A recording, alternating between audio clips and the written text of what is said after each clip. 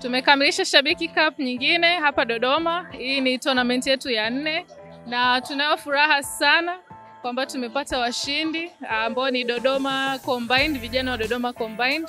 Wameshinda magoli 2.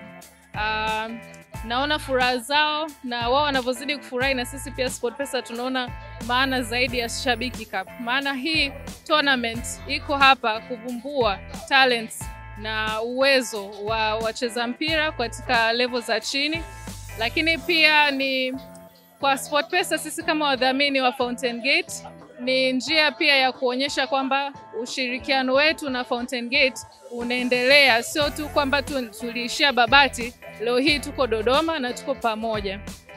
Shabiki Cup sio mwisho wake, tutaendelea na tutatangaza rasmi tunaenda mkoa gani.